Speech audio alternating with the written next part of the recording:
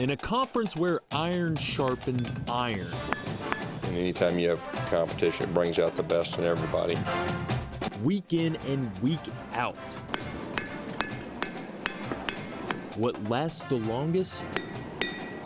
I'd like for the people to remember me as being a winner, because I ain't never been nothing but a winner. Is what's earned in the shadows and face the fires of adversity. I've watched you struggle and I watched you wrestle with them angels but I watched you grow up and become men. Memories seared. He's gonna go touchdown, Alabama. Lasting. Jackson, touchdown. But to get there, you have to be sharpened, hardened, and enduring. We're just starting to climb a mountain here, and we've got another challenge to look forward to, this week. Two teams, one dream.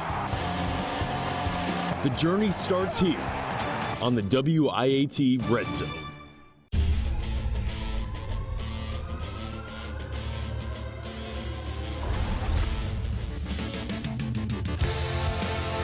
This is the WIAT Red Zone, brought to you by Pepsi. We knew LSU running back Leonard Fournette was a true Heisman Trophy candidate, and today's game against Auburn was the only proof you need in this run in the third quarter. The real proof that you need, 29 yards. That pretty much shut the door on Auburn's comeback bid in the second half. It was 31-7 LSU at that point, and they went on for the final 45-21 victory over Auburn in Death Valley, the 8th straight loss for Auburn, dating back to the last win of 1999 in Baton Rouge. Glad to have you with us inside the Red Zone postgame show. Chris Brees, Lauren Sisler, we're here for the next hour. And we hope to get you inside the visiting locker room here momentarily as Gus Malzahn takes the podium to talk about today's game. But first, let's get you to some of the highlights in the first half of this football game, show you how things unfolded and how Auburn was unable to put points on the board in that first half. Leonard Fournette needed one play to put his stamp on this game, 71 yards. This goes all the way down to the Auburn 4-yard line, and it did not take them long to score. And Gus Malzahn is live at the podium right now. Let's take that live.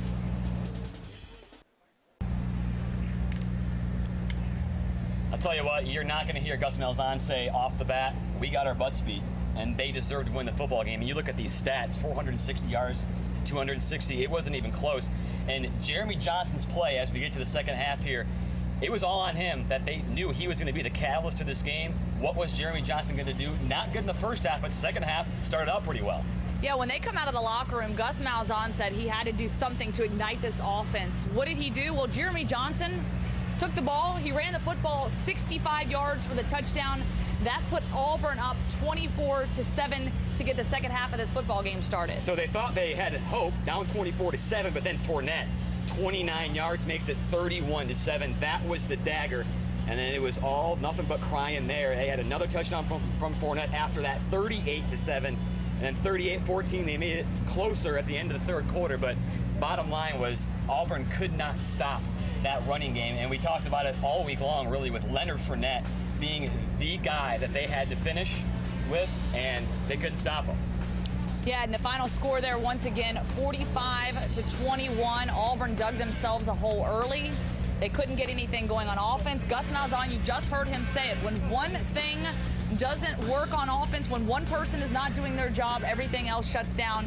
And that all starts with Jeremy Johnson at quarterback. Yeah, and Jeremy Johnson, you knew it. Was he going to have, if he was going to have anything but a spectacular game, you knew that Auburn was going to be in trouble in this game. And we did not see the good Jeremy Johnson in this game. And, Fournette, going back to him, the guy was just a bowling ball. I mean, Auburn, and it didn't help that the offensive line of LSU was completely dominating that Auburn defensive front. They were pushing guys off the ball 4 or 5 yards at a time, and Fournette really didn't have much to do other than run over guys in the secondary. Yeah, and Leonard Fournette's stats speak for themselves. 19 attempts, 228 yards, 3 touchdowns. And we said this before, LSU, the team that gets the most rushing yards in this game has won the last 9 seasons. This is the case here. Total yards, rushing yards. Yeah. LSU had 411, Auburn just 160. So this was definitely the Leonard Fournette show. I was actually surprised that they kept him in the game as long as they did, because at one point that he hobbled out of the game after that touchdown.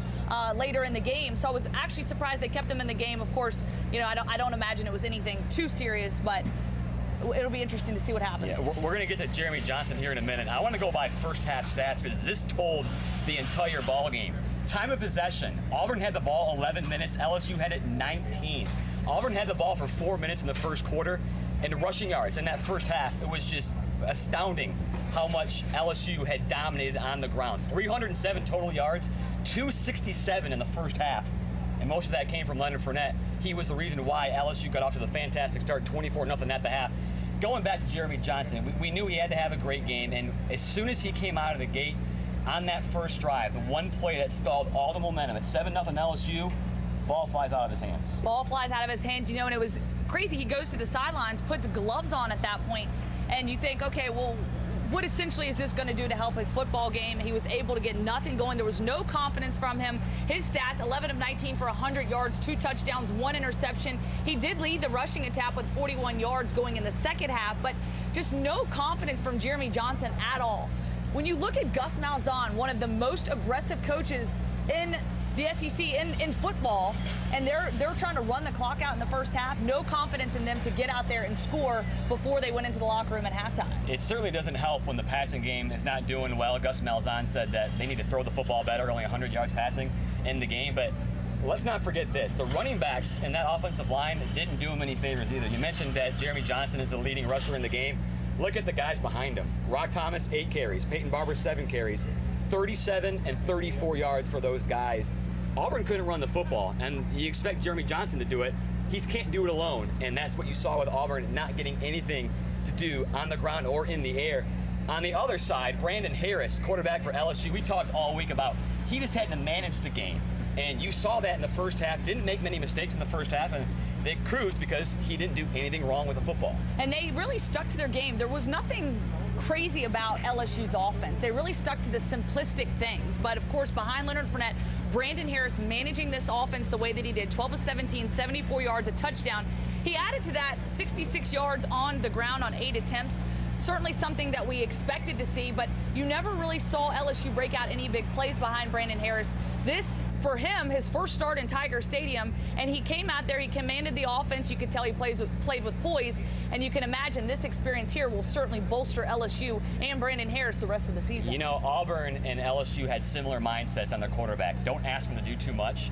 Harris didn't do too much. 74 yards passing. Yeah. But when you got a absolutely. running game, and Auburn didn't have the running game, and that was the big difference in the football game, and that's the reason why 45-21 with what you saw with the dominating stats for LSU.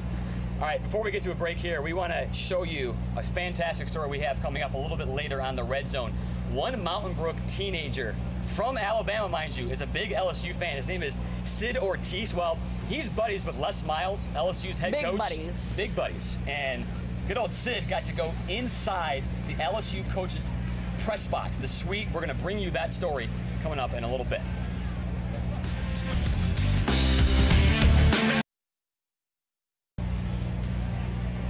A huge day for Leonard Fournette on the ground, 228 yards, and a big chunk of it came on the first play of the game. It set the tone, 71 yards, all the way down to the Auburn 4-yard line, and that foreshadowed everything about this game for Auburn. That went wrong on defense. They couldn't stop Leonard Fournette. They got bullied up front, and LSU absolutely dominant in all phases of the game. 45-21 was the final. And when you look at Leonard Fournette, he's a guy that went out there, put up those extra yards, those extra 4 and 5 yards. He's a big guy. He's got the speed.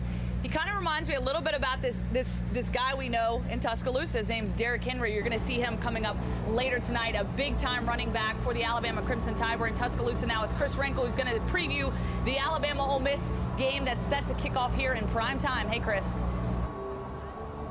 Hey guys, well, you guys have been enjoying a game. We've been patiently waiting here in Tuscaloosa for the game to start, and just things started getting stirred up as moments ago the Walk of Champions happening, and all of a sudden everyone migrated from over at their tailgates to over at the stadium. They're starting to file in now, as I'm sure you can see behind me. But one of the guys here, a former Alabama student, Reese Davis, making his appearance here with College Game Day. His first time here with Game Day, as it is his first season hosting the show. So we asked Reese about maybe this Alabama team and if he thinks that they can keep up to Ole Miss's passing attack. And he said they have the talent, but it's going to fall on the quarterback to keep it going. But they have weapons and they can score, and I think they'll try to rely on the run. But the quarterback, it's a different age of football. You're not running the ball 3 times, punting all day, trying to get 13 points and winning. And if you do that, you're not doing it consistently against good teams. So the quarterback's going to have to make some plays. So there we go. The quarterbacks are going to have to make a play. Now, we're hearing some rumblings on Twitter, unconfirmed rumblings, that maybe Cooper Bateman's going to get the first shot at this game. We're not sure. We'll find out in about an hour and a half to 2 hours. And we'll check back in with you guys a little bit later. But things starting to stir up and a little bit of excitement coming in Tuscaloosa right now. Are you surprised at all, Cooper Bateman, Nick Saban? Right? And we know Chris Wrinkle there is enjoying himself. Now, Auburn fans here in Baton Rouge not enjoying themselves, but we do know one Mountain Brook resident that's probably enjoying himself quite a bit today. One family who's from the Birmingham area, mind you, but they bleed purple and gold when everyone else around them is Roll Tide and War Eagle. Sid Ortiz is a 16-year-old from Mountain Brook. He's been battling cancer that has since gone to his lungs, and in the last year, he struck up a friendship with LSU's coach, Les Miles, his favorite coach from his favorite team. So today in the game, Les Miles not only let Sid and his family go to his suite, his private suite near the press box, he did so much more.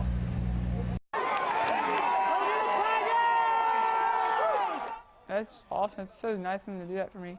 He could easily just said, just talk to me, never done anything for me. But he just like did all this stuff for me and my family. But that wasn't the end of it. Awaiting Sid and his family today at Tiger Stadium was Les Miles' private suite. They have a lot going on, and he called actually during spring training practice, which I was there. I heard it. Like it was like he took time. It's like he was talking to his kid, and he took time and Sid was like talking about different, like how he liked to play basketball. And he took time out, and then he said, "Can I pray with you?" And he like told Sid about, it's not how long you live, but how well you live. And he's really taken that and tried to live that. The support from football coaches Miles, Gus Malzahn, Nick Saban, that's only the beginning. The community support from Mountain Brook has been overwhelming. It's pretty crazy considering they're all Alabama fans and Auburn fans, and I'm an LSU fan, that they have to face. I always mess with them every year and just give them a lot of junk about it, and they give me a bunch of junk each year about the games. When the cancer came back in his lungs last March, the Ortiz family came home from the hospital to a community covered in tiger purple. You're not used to seeing purple and gold anywhere, much less house after house and block after block. And within days the balloons went down, but then they started with purple and gold ribbons, and the ribbons have been up for months. And I figured for sure once football season started, purple and gold would disappear. But they didn't. And now this rivalry in the SEC West takes a back seat to something much more important. People are getting texts today, I'm an Auburn fan, but I'm pulling for both of them, and I hope Sid has a great time. And I think people kind of understand this, it's a lot more than football. And I love Roll Tide and War Eagle. Like, it's made me fans of it's just made me, it's touched like people in Louisiana too. It's it's kind of brought the SEC together. And it's those kinds of stories that make you realize there's so much more in the world than there is in sports. And by the way, that's not the last time that Sid and his family are going to see an LSU game. November 7th, when they play at Alabama in Tuscaloosa, Les Miles is giving up his suite to him too.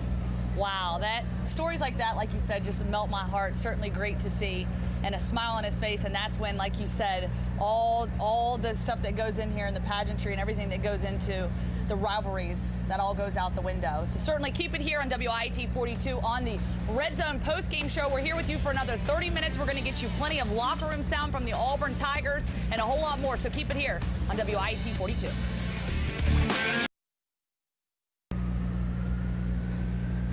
Take a look at some scores around the SEC right now. We got Georgia leading South Carolina currently going into halftime. Your score there 24-10. And then over in the Big Ten, Ohio State had a tough outing with Northern Illinois today. They came away with this one in victory. Your final score there 20-13. Cardale Jones, Alabama fans will love this, got benched for not playing well. Of course, after throwing 2 interceptions. Yeah, two interceptions. All right, how about what else in the SEC? Missouri joined the conference a couple of years ago, and they've been pretty pathetic out of conference. check this one out for a safety. The Tigers went up 2-0 early in the first quarter. Justin Swain punting out his own end zone, blocked by Clarence Green. UConn would lead halfway through the third quarter, though, when Matty Mock shows his wheels, keeping it on the option for a 2-yard score. Final score, 9-6, Missouri. Yeah, Missouri's been looking ugly out of conference. Got to hope that they do better in the SEC East. Sounds more like a high-scoring soccer match or something. All right, we go to Nevada and Texas A&M playing. 12th man welcoming Nevada today to Kyle Field. Always a rowdy place to go play. First drive, Kyle Allen calls his own number. Johnson from 2 yards out. Your score 7-0 Aggies in the first quarter. Then we go to the third quarter. Allen, he's going to find Jeremy Tubio, 15-yard score. At this point, the Aggies lead 38-13. A big scoring game here. Allen with the big day, 4 touchdowns, 270 yards. A&M rolls the Wolfpack. Your final score, 44-27. And now Texas A&M has cemented themselves as a favorite in the SEC West. You got LSU now. We'll see what happens with Alabama, Ole Miss. The winner there will be a favorite. Texas A&M came from unranked up to 17, and they're going to keep rising up those polls as more and more teams lose. Still plenty more to get to on the Red Zone postgame show. When we return, we're going to get postgame sound and reaction from players and Auburn's difficult 45-21 loss. Where do they go from here? The players will tell us after this.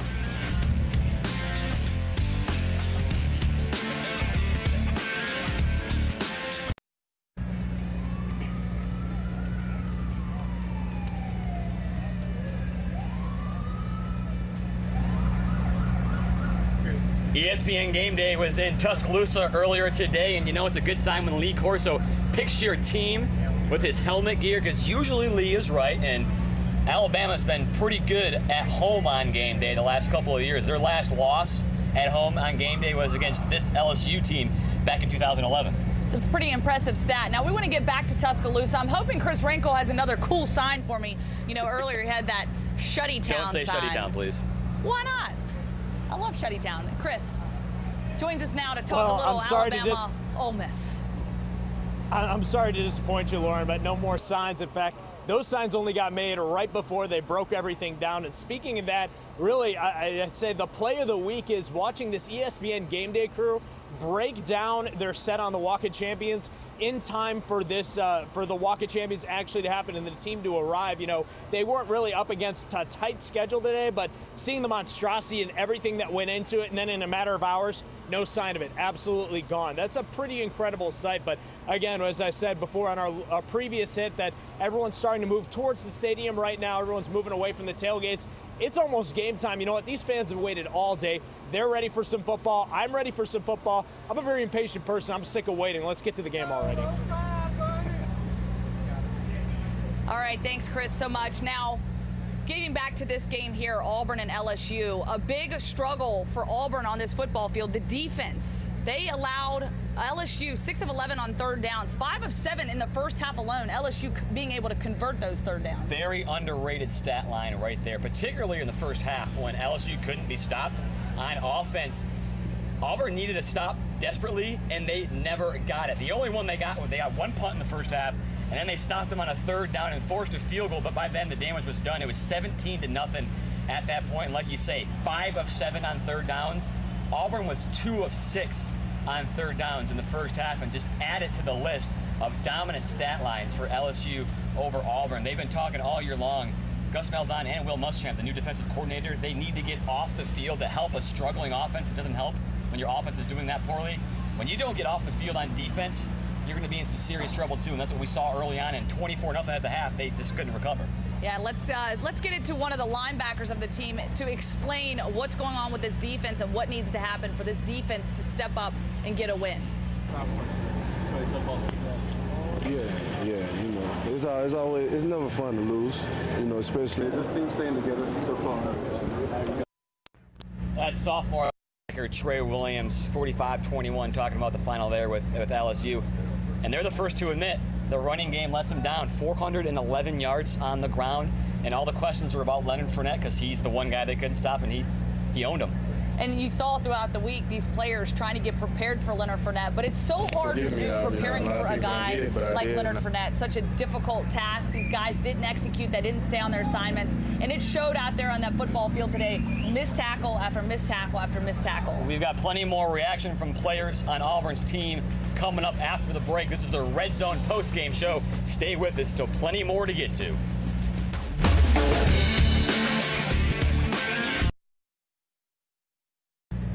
Back here in Death Valley, Baton Rouge, final score 45-21. LSU, a big winner over Auburn, and talking about them all day long. Leonard Fournette, 228 yards rushing.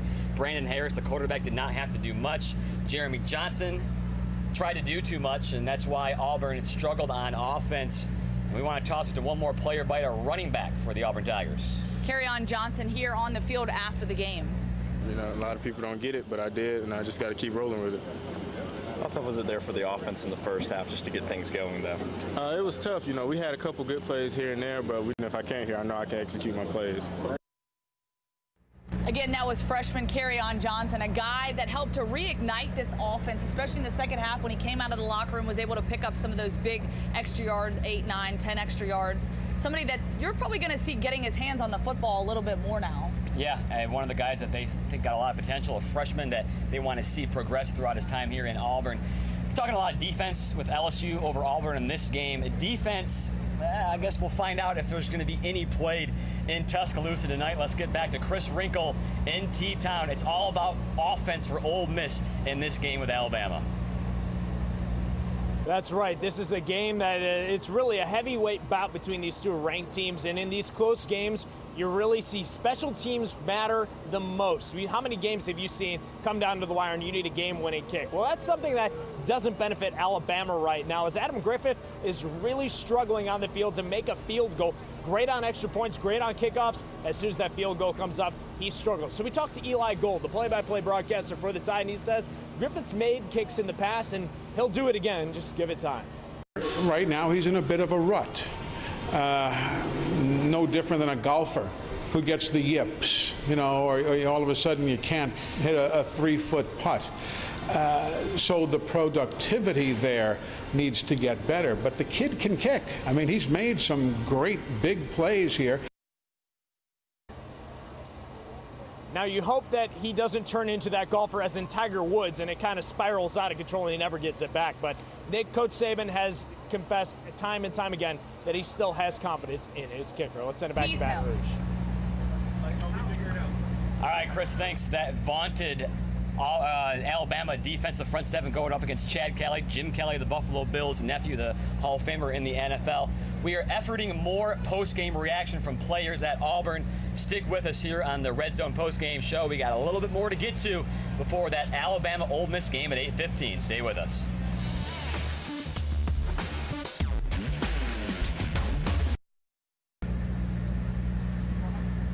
Welcome back to the WIAT 42 post-game show here in Baton Rouge.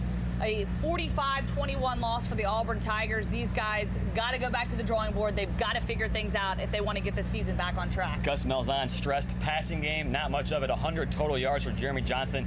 Only one target for 9 yards to this guy coming up, Melvin Ray, wide receiver after the game. Good team today than we were. I think Gus Malzahn mentioned the offense was out of sync. I mean, certainly disappointed in this outcome. However, they think they can get things back on track. There's some sort of confidence about this team. They're looking back at it like it was 2013. They keep referencing that. Plenty more player sound coming up here on the WIAT 42 post-game Red Zone show.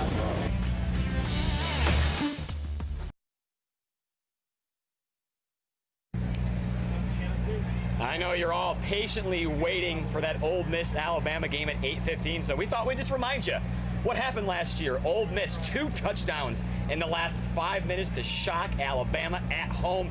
The Tide say there's no such thing as revenge, but revenge for Nick Saban is so sweet. 10-1 as Alabama's head coach in games where he lost to a team prior. 10-1. He is the next game. The only loss came to LSU in 2011. And you know, fans are counting down the hours, the minutes, the seconds now until primetime kickoff. Chris Wrinkle joining us now to give us a little insight onto what the Alabama fans have been up to all day getting ready for this big matchup. Hey, Chris. Well, Lauren, you said it. They've been counting it down, and really the countdown started last night. We saw people starting to tailgate and to get ready for this game at 8 o'clock last night, but finally we're within 90 minutes of the game kicking off, and boy, they've been waiting a long time for this game. And what did they do in between that time off before game day and before the kickoff? Well, they watched their arch rival Auburn in tailgate. Here we go. Get it in there. Watching them get their tails beat by LSU Tigers right now.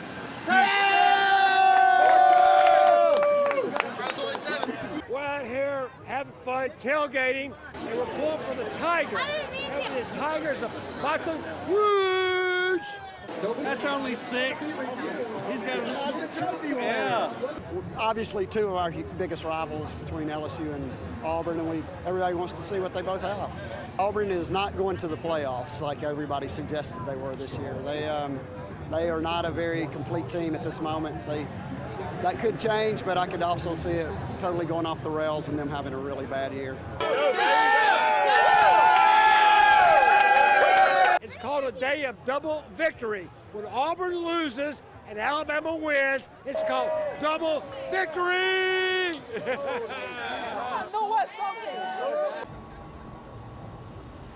All right, well, you heard it there, double victory, but not to pour a damper on the expectations here, but Alabama still has to win this game before you can call it a double victory. Kickoff in about 90 minutes here at Bryant-Denny Stadium. Let's send it back to Chris and Lauren.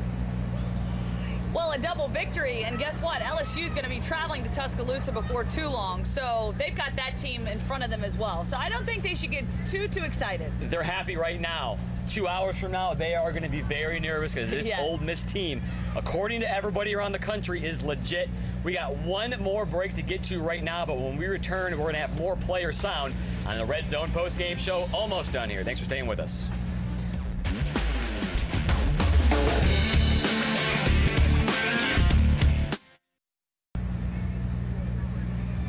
So with Ole Miss Alabama kicking off at 8:15, halftime conveniently going to happen right around 10:15 tonight. Our Red Zone final. We're going to wrap everything up from Auburn and LSU here in Baton Rouge. Check in on what's going on in Alabama. 10:15 tonight on the Red Zone final. So join us then. We're still here in Baton Rouge, but we want to get to another player post-game sound here. Chris Frost, a guy that's a veteran on this team, somebody that has led this defense time and time again. But he had to go out there and watch this team struggle with this LSU team on offense. Here he is on the field after the game. Hey, Farmer and Chris Frost. Chris, could you kind of go over the game a little bit? Go over the way before that. Oh, yeah. There is certainly no hiding the disappointment for the Auburn Tigers. They fall to LSU here in Death Valley, 45-21. Now 2-1 on the season for the Auburn Tigers. Interesting to admit, Chris Frost to admit that Carl Lawson not being there is a huge disadvantage. Did not make the trip to Baton Rouge. Gus Malzahn keeps saying he's day-to-day. Clearly not day-to-day. He's got something wrong with that hip, and we're going to find out soon. Maybe later than sooner. We don't know. Gus Malzahn won't say anything about Carl Lawson. So Malzahn team 45-21, they lost. In case you did not hear Malzahn earlier in the show, here he is one more time. Auburn now 2-1 on the season.